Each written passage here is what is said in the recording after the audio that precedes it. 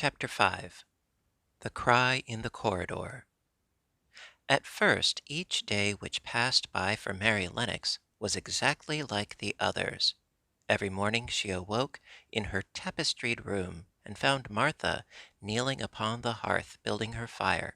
Every morning she ate her breakfast in the nursery, which had nothing amusing in it. And after each breakfast she gazed out of the window across to the huge moor, which seemed to spread out on all sides and climb up to the sky. And after she stared for a while, she realized that if she did not go out, she would have to stay in and do nothing. And so she went out.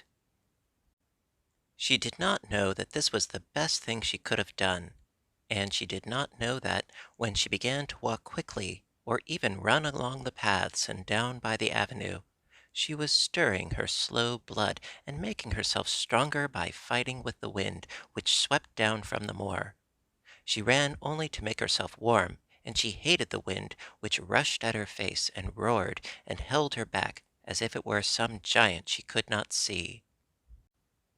But the big breaths of rough, fresh air blown over the heather filled her lungs with something which was good for her whole thin body, and whipped some red color into her cheeks, and brightened her dull eyes when she did not know anything about it.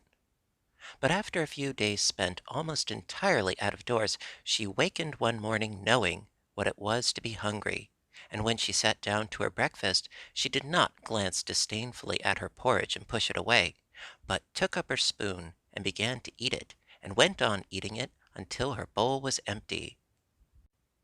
"Tha got on well enough with that this morning, didn't tha?" said Martha. "It tastes nice to-day," said Mary, feeling a little surprised herself. "It's the air o' the moor that's given thee stomach for the victuals," answered Martha. "It's lucky for thee that tha's got victuals as well as appetite.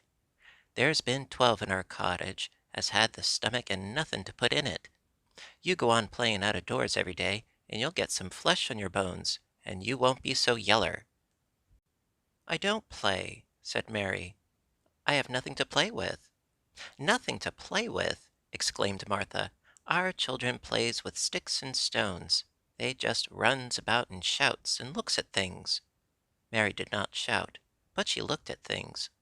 There was nothing else to do. She walked round and round the gardens and wandered about the paths in the park. Sometimes she looked for Ben Weatherstaff, but though several times she saw him at work, he was too busy to look at her, or was too surly. Once she was walking toward him. He picked up his spade and turned away as if he did it on purpose. One place she went to oftener than to any other. It was the long walk outside the gardens with the walls round them. There were bare flower beds on either side of it, and against the walls ivy grew thickly. There was one part of the wall where the creeping dark green leaves were more bushy than elsewhere. It seemed as if for a long time that part had been neglected. The rest of it had been clipped and made to look neat, but at this lower end of the walk it had not been trimmed at all. A few days after she had talked to Ben Weatherstaff, Mary stopped to notice this, and wondered why it was so. She had just paused, and was looking up at a long spray of ivy swinging in the wind, when she saw a gleam of scarlet, and heard a brilliant chirp, and there, on the top of the wall, perched Ben Weatherstaff's robin redbreast, tilting forward to look at her with his small head on one side. "Oh!" she cried out, "is it you? Is it you?" And it did not seem at all queer to her that she spoke to him, as if she was sure that he would understand and answer her. He did answer. He twittered and chirped and hopped along the wall, as if he were telling her all sorts of things. It seemed to Mistress Mary as if she understood him too, though he was not speaking in words. It was as if he said, "Good morning. Isn't the wind nice? Isn't the sun nice? Isn't everything nice? Let us both chirp and hop and twitter. Come on, come on." Mary began to laugh, and as he hopped and took little flights along the wall, she ran after him. Poor little thin, sallow, ugly Mary! She actually looked almost pretty for a moment. I like you. I like you, she cried out, pattering down the walk, and she chirped and tried to whistle, which last she did not know how to do in the least. But the robin seemed to be quite satisfied and chirped and whistled back at her. At last he spread his wings and made a darting flight to the top of a tree, where he perched and sang loudly. That reminded Mary of the first time she had seen him. He had been swinging on a tree top then, and she had been standing in the orchard. Now she was standing on the other side of the orchard and standing in the path outside a wall, much lower down, and there was the same tree inside. "It's in the garden no one can go into," she said to herself. "It's the garden without a door. He lives in there. How I wish I could see what it was like." She ran up the walk to the green door she had entered the first morning. Then she ran down the path through the other door, and then into the orchard. And when she stood and looked up, there was the tree on the other side of the wall, and there was the robin just finishing his song and beginning to preen his feathers with his beak. "It is the garden," she said. "I am sure it is." She walked round and looked closely at that side of the orchard wall, but she only found what she had found before, that there was no door in it. Then she ran through the kitchen gardens again and out into the walk outside the long ivy-covered wall. And then she walked to the end of it and looked at it, but there was no door. And then she walked to the other end, looking again, but there was no door. "It's very queer," she said. "Ben Weatherstaff said there was no door, and there is no door, but there must have been one 10 years ago, because Mr. Craven buried the key." This gave her so much to think of that she began to be quite interested and feel that she was not sorry she had come to Misselthwaite Manor. In India she had always felt hot and too languid to care much about anything. The fact was that the fresh wind from the moor had begun to blow the cobwebs out of her young brain and to waken her up a little. She stayed out of doors nearly all day, and when she sat down to her supper at night she felt hungry and drowsy and comfortable. She did not feel cross when Martha chattered away. She felt as if she rather liked to hear her, and at last she thought she would ask her a question. She asked it after she had finished her supper and had sat down on the hearthrug before the fire. "Why did Mr. Craven hate the garden?" she said.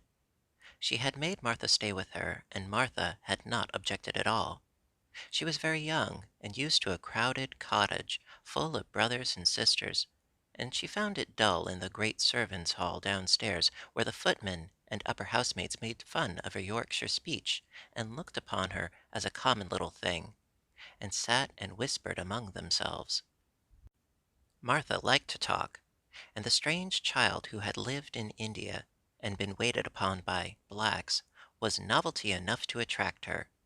She sat down on the hearth herself without waiting to be asked. "Art tha thinking about that garden yet?" she said. "I knew tha would. That was just the way with me when I first heard about it."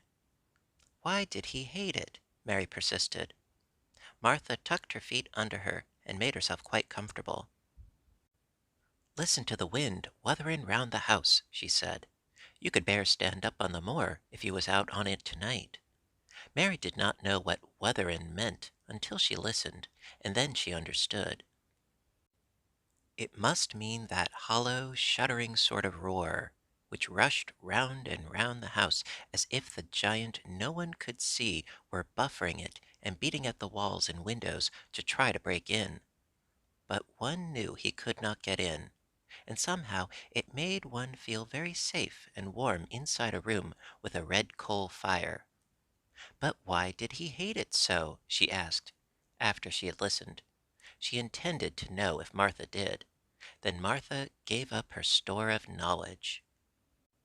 "Mind," she said, "Mrs. Medlock said it's not to be talked about. There's lots of things in this place that's not to be talked over.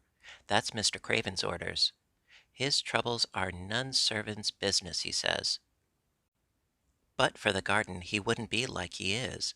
It was Mrs. Craven's garden that she had made when they were first married, and she just loved it, and they used to tend the flowers themselves.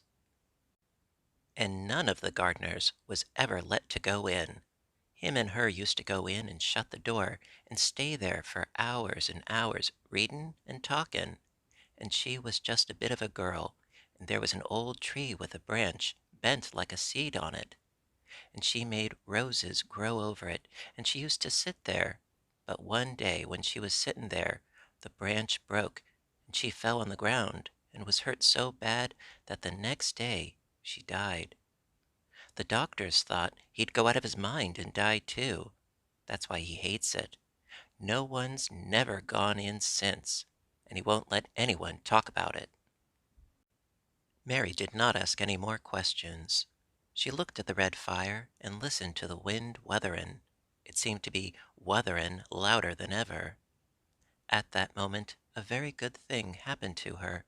4 good things had happened to her, in fact, since she came to Misselthwaite Manor. She had felt as if she had understood a robin, and that he had understood her. She had run in the wind until her blood had grown warm. She had been healthily hungry for the first time in her life, and she had found out what it was to be sorry for someone. She was getting on. But as she was listening to the wind, she began to listen to something else. She did not know what it was, because at first she could scarcely distinguish it from the wind itself. It was a curious sound. It seemed almost as if a child were crying somewhere. Sometimes the wind sounded rather like a child crying, but presently Mistress Mary felt quite sure that this sound was inside the house, not outside it. It was far away, but it was inside. She turned round and looked at Martha. "Do you hear anyone crying?" she said. Martha suddenly looked confused. "No," she answered, "it's the wind. Sometimes it sounds like as if someone was lost on the moor and wailin'.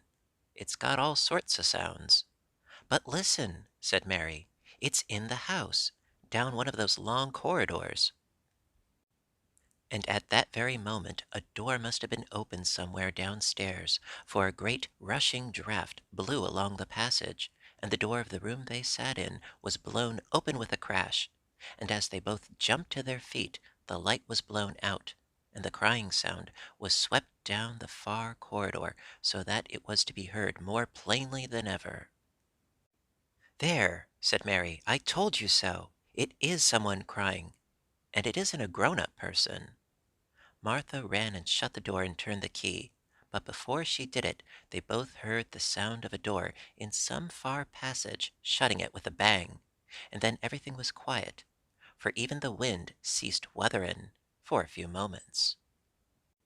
"It was the wind," said Martha stubbornly, "and if it wasn't, it was little Betty Butterworth, the scullery maid. She's had the toothache all day." But something troubled and awkward in her manner made Mistress Mary stare very hard at her. She did not believe she was speaking the truth.